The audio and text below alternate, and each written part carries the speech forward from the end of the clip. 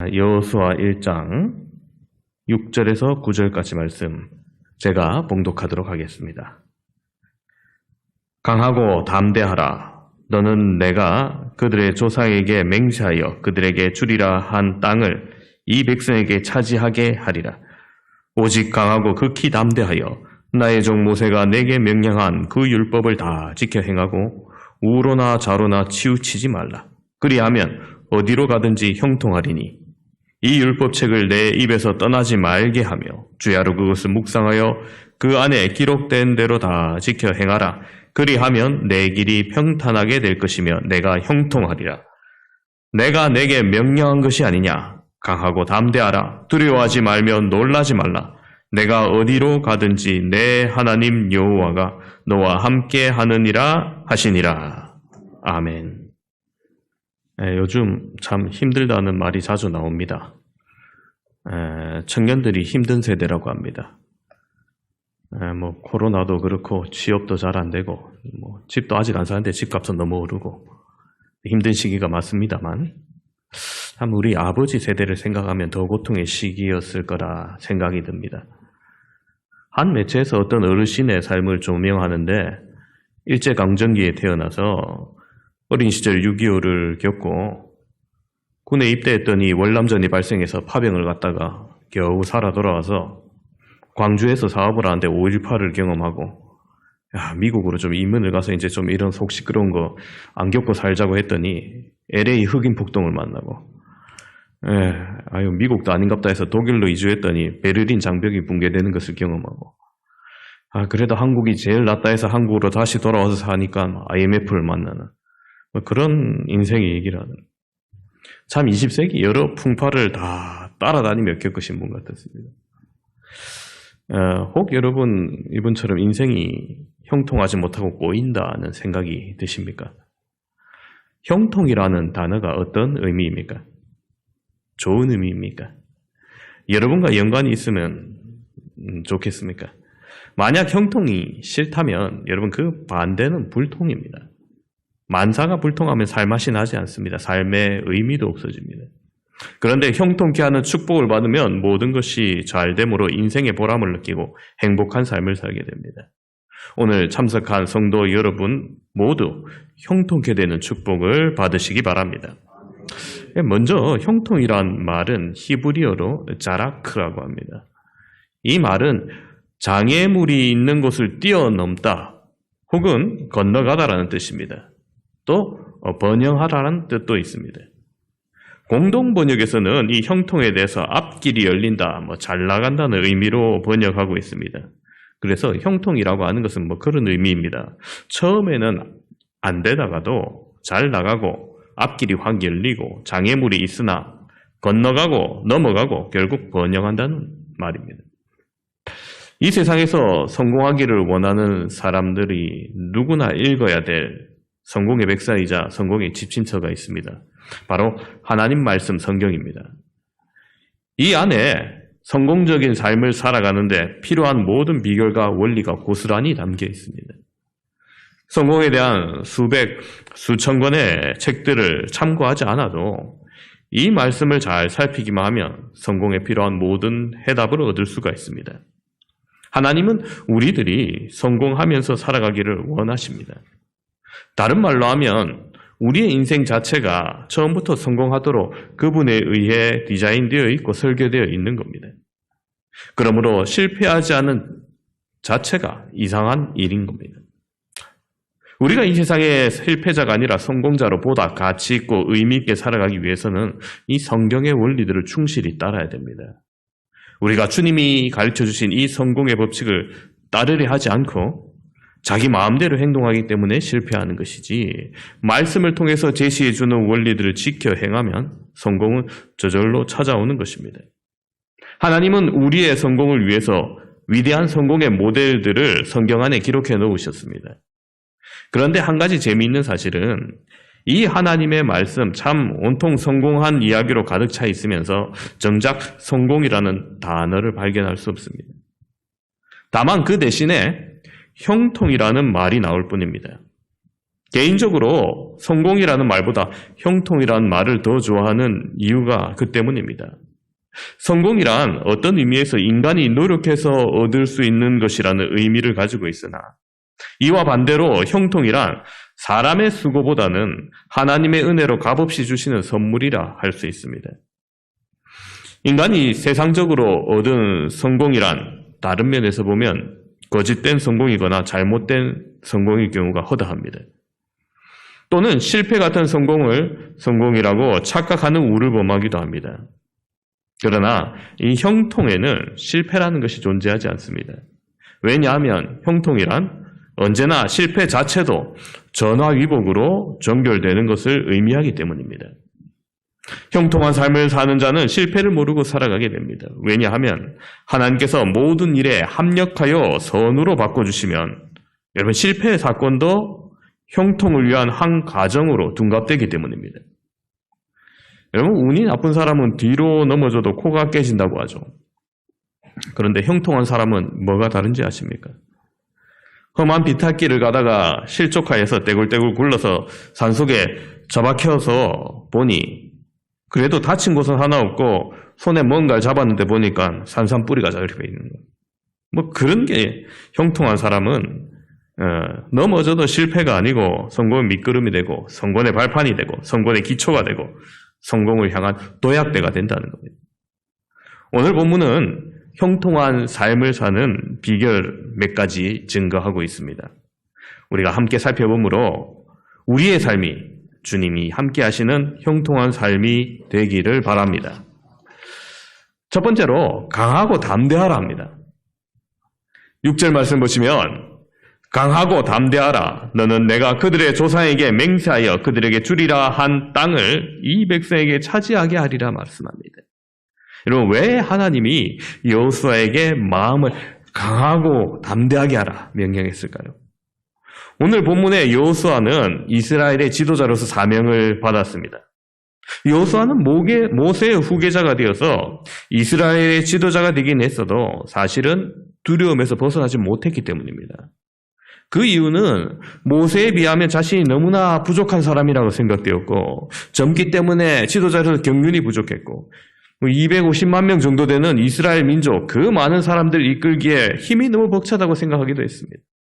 지금 당장 또 요단강을 넘어야 하고 여리고성을 함락해야 되는 엄청난 일이 도사리고 있습니다. 모세가 죽고 난 다음에 백성들이 낙심한 상태에 익히기 때문입니다. 또 한 가지는 자신이 가나안에 들어가서 그 백성 어떤 사람들이고 그 땅에 있는 백성들 얼마나 강한지를 알고 있었기 때문에 막상 자신이 지도자로 이 백성을 이끌고 가야 한다고 생각하니 불안한 생각을 떨쳐버릴 수가 없었던 겁니다. 이런 여호수아의 마음을 헤아리신 하나님께서 강하고 담대하라고 명령하십니다. 한 번도 아니고 오늘 말씀 보면은 3번이나 강하고 담대하라 명령하시면서 조상에게 주리라 한 땅을 얻게 하겠다 말씀합니다. 하나님의 약속을 믿고 강하고 담대함으로 가나안을 향하여 들어가라고 말씀한 것입니다. 여러분 우리의 인생이 참 여러 가지 걱정스러운 일들이 많이 있습니다. 하나님께서 약속하신 가나안 땅과 같이 행복하게 살 수 있는 인생이 되었으면 합니다. 하지만 현실은 어떻습니까? 긍정적으로 보는 사람은 소수이고 앞으로 더 어려울 것이다. 위기다. 과거보다 더 어려움이 올 것이다. 라는 생각들이 다수를 이루고 있습니다. 경제적으로 정치적으로 매우 불투명하고 불신앙과 도덕적 타락 등이 우리를 더욱더 불안하게 만듭니다. 염려나 걱정 가운데 살고 있는 한국 사람에게 하나님께서 어떤 처방을 내리셔서 가나안으로 인도하실까요? 가나안을 주시겠다는 하나님의 약속을 믿고 허약해지거나 두려움, 낙심하지 말고 강하고 담대하게 가나안을 향하여 걸어가라고 말씀하실 것입니다. 하나님께서 강하고 담대하라 하시면 그대로 하면 됩니다. 외적인 환경에, 조건에 너무 질식하지 마시고 환경과 조건을 이기고 변화시키는 믿음으로 살아가야 합니다. 믿음으로 보고 믿음으로 생각하고 믿음으로 행할 때 가나안을 얻을 수 있습니다. 두 번째는 하나님의 말씀을 묵상해야 합니다. 여러분 8절 상반절을 보시면 이렇게 말씀합니다. 이 율법책을 내 입에서 떠나지 말게 하며 주야로 그것을 묵상하여 그 안에서 기록된 대로 다 지켜 행하라. 여러분, 묵상하다는 어떤 목적을 가지고 그의 온 마음을 집중하여 사색하는 행위를 말합니다. 이 묵상은 자신의 전의지, 곧 지정의를 동원한 총체적인 사고입니다. 그래서 실천에까지 이르고 강하고 담대한 원동력이 되는 겁니다.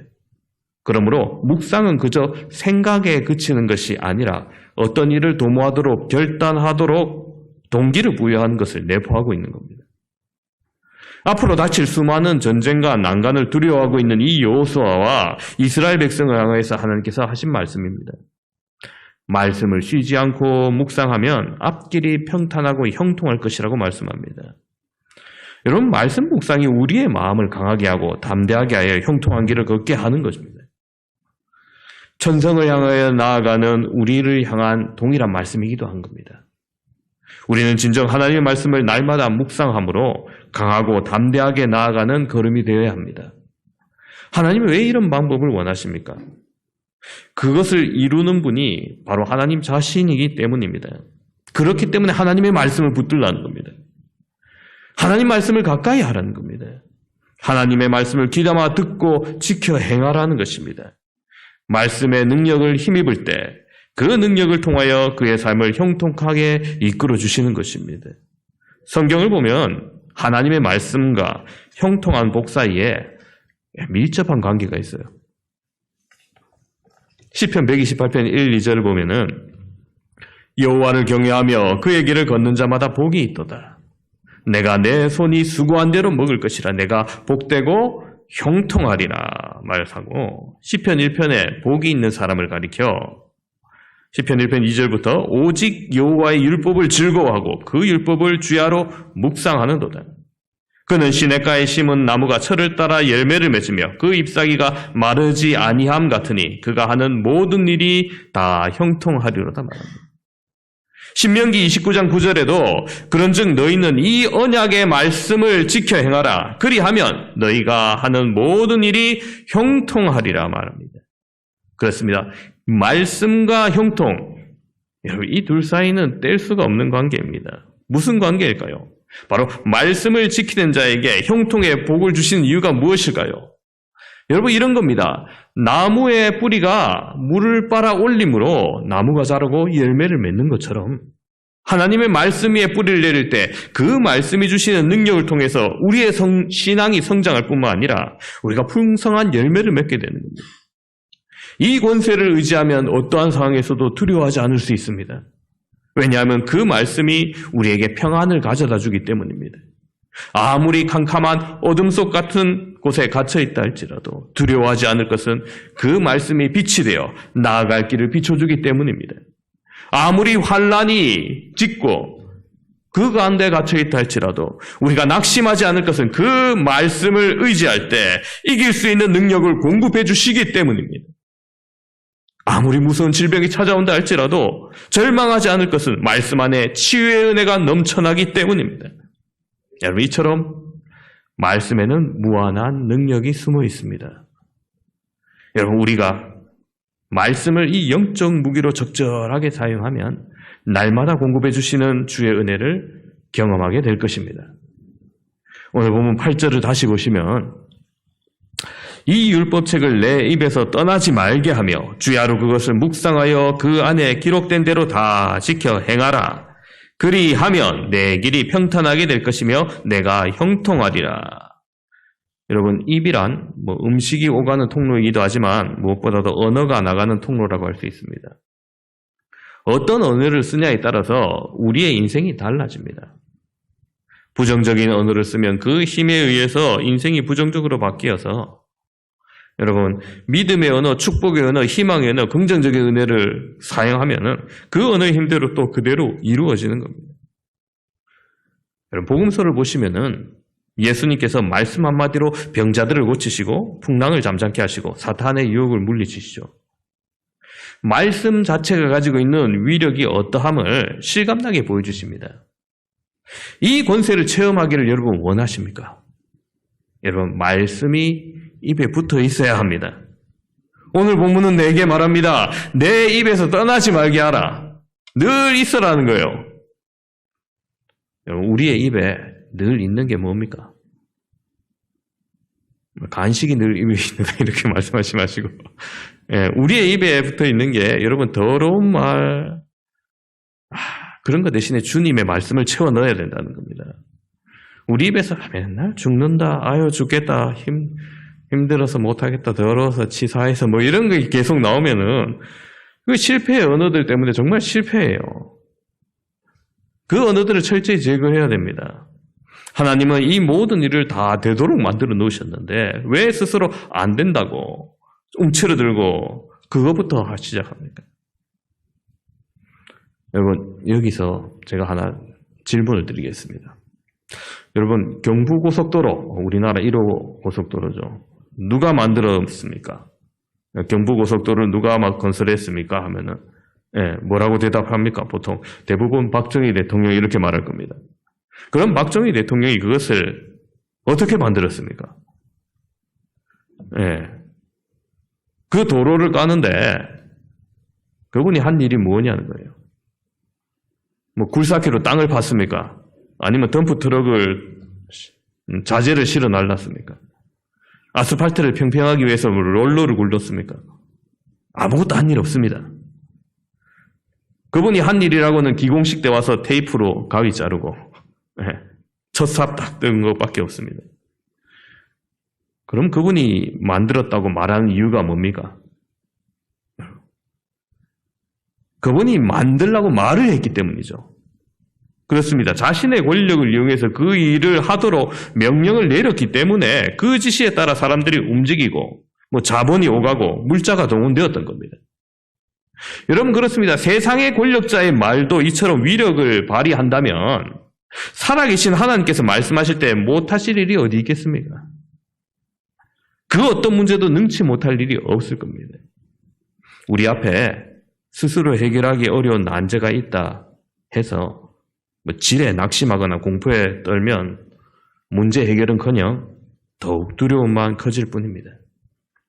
오히려 말씀의 권세를 가지고 앞을 가로막고 있는 장벽을 향하여서 나아가면 장벽이 허물어지고 형통의 문이 열릴 것입니다. 예수님은 말씀하셨죠. 너희에게 믿음이 겨자씨만 하나만큼만 있어도 이 산을 명하여 여기서 저기로 옮겨지라 하면 옮겨질 것이요. 또 너희가 못할 것이 없으리라 말씀하셨습니다. 여러분 어떤 문제에 봉착해 있든지 그 핵심을 향해 나아가시기 바랍니다. 계속 뭐 빙빙 돌고 비켜나가면 문제가 해결되지 않습니다. 하나님의 말씀으로 명령할 때 그 문제는 사라지고 확 뚫리는 역사가 나타날 겁니다. 주님의 말씀을 가까이 하고 그 말씀에 의지하여 살아갈 때 나 자신이 길을 여는 것이 아니라 말씀 자체가 길을 열어주시는 겁니다. 말씀 안에 모든 문제의 열쇠가 있습니다. 그 능력으로 그 권세로 우리를 인도하시기 때문에 그 말씀대로 지켜 행하고 순종하기만 하면 반드시 가나안 정복도에 물론 형통의 복도 주실 것입니다. 오늘 함께 예배드리는 성도 여러분, 이 말씀의 권세 여러분 함께 하시길 바랍니다. 내 입에 가득하시길 바랍니다. 말씀이 인도하는 놀라운 경험을 형통의 길로 그렇게 걸어가시는 여러분 되시기를 주님의 이름으로 축원합니다.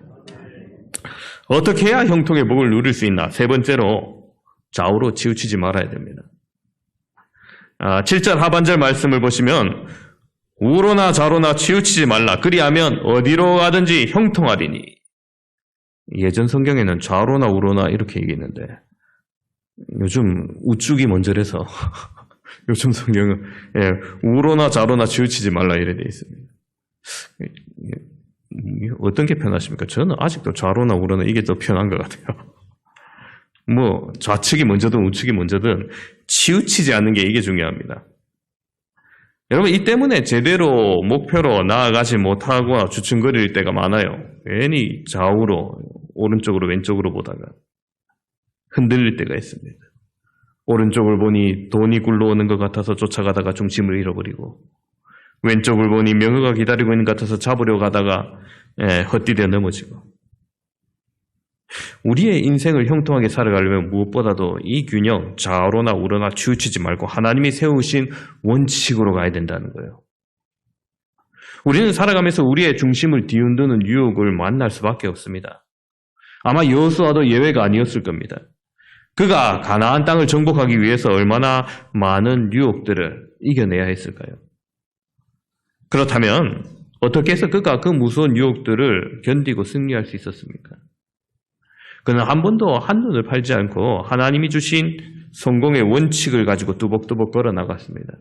성경에 참 많은 인물들이 오르막길 내리막길이 있는데 참 여호수아는 크게 헛디딘 적이 없어요. 보면은 바로 그가 원칙을 끝까지 고수했던 사람이라는 거죠. 경영자들이 읽는 잡지에 한 논문이 발표된 적이 있습니다. 그 논문은 8년 동안에 걸쳐서 잡지에 기고했던 500명의 경영자들을 대상으로 그들의 사업을 분석해 보니 잘 나가는 기업과 그렇지 못하는 기업이 두 부류로 나누어지는데 그 차이점에 대해서 조사한 겁니다. 성공하는 기업은 경영이 힘들고 어려워도 원칙을 고수해 나가는 반면에 그렇지 않은 회사는 적자가 발생하고 불황이 닥칠 때마다 원칙을 무시하거나 아예 뒤바뀌어 버렸다고 합니다. 손쉽게 해결할 수 있는 편법이나 불법을 행하다가 마침내 신뢰를 잃고 점점 자멸의 길로 빠지고 만 겁니다. 여러분 성공자가 되길 원하십니까? 그렇다면 하나님이 정해놓으신 원칙을 벗어나지 말아야 합니다. 이 원칙은 여러분 우리의 삶의 장소가 바뀐다고 달라지는 것이 아닙니다. 성남 살다가 강원도 산다고 이 원칙이 바뀌는 게 아닙니다. 미국이나 유럽에 갔다 논다고 원칙이 달라지는 것이 아닙니다. 여러분 여행할 때 나침판 있죠? 나침판은 언제나 진북을 가르칩니다. 그런데 이게 어느 날은 약간 동쪽으로 치웠다가 어느 날은 약간 서쪽으로 치우친다 생각해 보십시오. 수많은 사람들이 길을 잃고 헤매게 될 겁니다. 신앙도 그렇습니다. 신앙의 삶이란 한마디로 하나님께서 지키라고 하신 원칙을 지켜 행하는 것입니다. 그 원칙이 뭡니까? 오늘 여호수아서 24장 15절에 이런 고백을 합니다. 여호수아 24장 15절에 만일 여호와를 섬기는 것이 너희에게 좋지 않게 보이거든 너희 조상들이 강 저쪽에서 섬기는 신들이든지 또는 너희가 거주하는 땅에 있는 아모리 족속의 신들이든지 너희가 섬길 자를 오늘 택하라. 오직 나와 내 집은 여호와를 섬기겠노라 하니. 가나안을 정복하고 난 다음에 여호수아가 보니까 가나안 땅에 있던 우상들 혹은 애굽에서 섬겼던 그들의 조상의 신들 그 우상을 너희들이 섬길 것인지 여호와를 섬길까지 당장 택하라는 겁니다. 너희가 어떤 걸 택하도 상관없다. 그러나 나와 내 집은 오직 여호와만을 섬기겠노라. 그의 고백 앞에 함께했던 이스라엘 백성들이 우리도 여호와만을 섬기겠다고 다짐합니다. 여러분 이게 그의 가슴 속에 평생에 품고 있었던 삶의 원칙입니다. 오직 여호와만 섬기겠다. 그가 가나안 정복을 성공적으로 마칠 수 있었던 비결이 뭐라고 생각하십니까? 바로 오직 주님만 섬기겠다고 이 원칙을 고수했기 때문입니다. 그는 목에 칼이 들어가고 사태가 불리하게 움직여도 이 원칙을 끝까지 밀고 나아갔습니다. 참 우리가 살고 있는 세상이 매우 혼란하고 복잡합니다. 참 그 원리를 다 알기도 어렵습니다. 갈 길을 가만히 생각해 보면은 참 어렵고 어둡기만 하기도 합니다. 어떻게 성공적으로 그 길을 걸어갈 수 있습니까? 오늘 이 원칙을 여러분 붙드시기 바랍니다. 나와 내 집은 여호와만을 섬기겠다. 여러분 이 원칙을 지켜 행할 때 주님의 인도하심을 따라 형통한 복을 받게 될 겁니다. 요즘 이 사회 구석구석을 보면은 참 어느 한 곳 성한 곳이 없을 지경입니다. 원칙을 무시한 청사는 아무리 잘한다 해도 크게 잘못될 수밖에 없습니다. 오히려 하면 할수록 무리와 억지와 오리와 왜곡이 따르게 됩니다. 여호수아는 하나님의 명령을 듣고 여리고성을 점령할 때 하나님의 말씀대로 했습니다. 난공불락의 성인 여리고 성을 바라보지 않았습니다. 그 안에 성 안의 백성들을 두려워하지 않았습니다. 좌우로 보면은 실망할 수밖에 없는 처지지만 앞만 바라보며 여리고 성을 점령하고 가나안 땅을 점령하게 되었습니다. 저와 여러분도 하나님만 바라보고 전진해야 합니다. 좌우로 치우치면 넘어집니다. 실패합니다. 사랑하는 성도 여러분, 믿음의 길에 서신 것을 감사하시길 바랍니다. 그리고 이제 그 길에 섰다면 앞만 바라보고 가야 됩니다. 여러분, 옛날에 개울이나 강에 다리를 놓으면은 징검다리나 외나무다리 많이 만들었죠. 간신히 한 사람 지나갈 수 있을 정도입니다. 그런데 그걸 건너다 보면은 앞만 바라봐야 돼요. 괜히 좌우를 보면은 물을 보고 이러면은 무서워가지고 강바닥에 철버덕 넘어지죠. 믿음의 삶도 마찬가지입니다. 앞만 바라보고 나아가야 됩니다. 주님만 바라보고 나아가야 됩니다. 그러면 형통한 삶을 살게 될 것입니다. 오늘 말씀은 우리에게 형통의 방법을 말해 주셨습니다. 강하고 담대하라 하셨고 말씀을 지켜라 하셨고 좌우로나 우로나 치우치지 않는 원칙을 고수하라 했습니다. 여러분, 그리할 때 오늘 말씀 9절은 말합니다. 내가 어디로 가든지 내 하나님 여호와가 너와 함께 하느니라. 할렐루야. 모세가 여러분 무엇으로 이스라엘 백성을 애굽에서 그 노예의 사슬에서 그 최강대국에서 해방시켜 무사히 광야로 이끌어낼 수 있었습니까? 그가 남다른 능력이 있었습니까? 탁월한 지혜 덕분이었습니까? 뛰어난 지도력 덕분이었습니까? 여호수아가 이스라엘 백성을 이끌고 가나안에 정복할 수 있었던 원인은 또 무엇이라고 생각합니까? 그의 능력 때문입니까? 그의 용기나 도전정신 때문이었을까요? 아닙니다. 하나님이 함께 하셨기 때문입니다. 인생의 경주에서 나 혼자의 재능과 경험만을 의지해서는 백전백패할 수밖에 없습니다. 나를 도우시는 전능하신 하나님과 함께 동행할 때 주님께서 이길 힘을 주시고 승리하게 하시는 것입니다. 그때마다 주님께서 맞서 싸울 수 있는 지혜와 능력을 주시고 이길 수 있는 길을 열어주시기에 가능한 겁니다. 여러분, 지난주 말씀 기억하십니까? 꿈꾸는 자 요셉에 대해서 말했죠. 창세기 39장에 보면 요셉이 형통하다는 말이 2번 나옵니다. 첫 번째는 창세기 39장 2절 3절인데 여호와께서 요셉과 함께 하심으로 그가 형통한 자가 되어 그의 주인 애굽 사람의 집에 있으니 그의 주인이 여호와께서 그와 함께 하심을 보며 또 여호와께서 그의 범사히 형통케 하심을 보았더라. 자, 여러분, 이 장면은 형들에게 팔려서 애굽에서 시위대장 보디발의 집에 노예가 되는 장면입니다. 그런데 형통하다 말합니다. 노예가 된 게 형통한 걸까요? 아니면 노예가 되어도 좀 높은 사람 집에 들어간 게 형통한 것일까요? 그것도 아니면은 노예 중에 좀 관리자가 되어서 일이 잘 풀렸다, 형통하다 이렇게 말하는 걸까요? 네, 아리까리하죠. 두 번째 23절은 또 이렇게 말합니다. 간수장은 그의 손에 맡긴 것을 무엇이든지 살펴보지 아니하였으니 이는 여호와께서 요셉과 함께 하심이라. 여호와께서 그를 범사히 형통하게 하셨더라. 자, 요셉이 보디발의 아내 모함으로 감옥에 가게 됩니다. 그런데 감옥 안에 잡다한 업무를 간수장이 요셉의 영리함을 보고 일을 맡기는 거예요. 누명을 쓰고 감옥을 갔는데 왜 형통하다 할까요? 감옥에서 뭔가 일을 좀 맡기니까 그걸 하면 뭔가 떨어지는 간식이나 콩고물이 있어서 형통하다 할까요? 여러분, 다 아닙니다. 이 형통은 바로 하나님의 계획하심 아래에 있기 때문에 형통이라 말하는 겁니다. 그가 하나님의 손에 붙들림 받아 계획대로 길을 걸어가고 있기 때문에 형통이라 말하는 겁니다. 당장은 노예 신분이고 죄수의 신분일지라도 그게 끝이 아님을 알기 때문에 형통이라는 거예요. 여러분, 2021년 어느새 절반 가까이 지났습니다.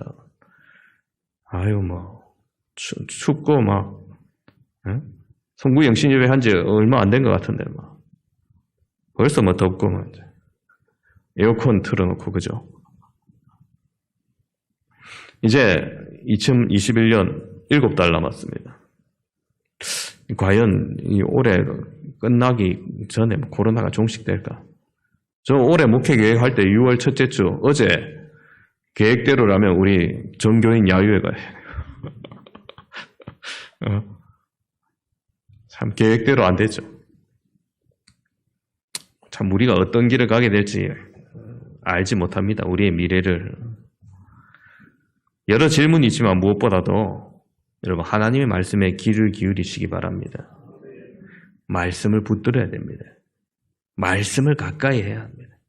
말씀에 전적으로 기대어 살아야 합니다. 말씀이 주시는 그 능력에 힘을 얻어야 됩니다. 말씀에 전적으로 순종하고 나아갈 때 말씀이 우리를 형통케 하실 것입니다. 성공적인 인생을 살아가려면 무엇을 하든지 어디로 가든지 여러분 좌로나 우로나 치우치지 말아야 됩니다. 주님이 우리에게 주신 믿음의 원칙을 끝까지 지킬 수 있어야 한다는 것입니다. 그리하면 여러분 하나님의 계획하심 아래에 있고 언제나 주님과 함께 하심으로 형통의 길을 걸어가시는 저와 여러분 되시기를 주님의 이름으로 축원합니다.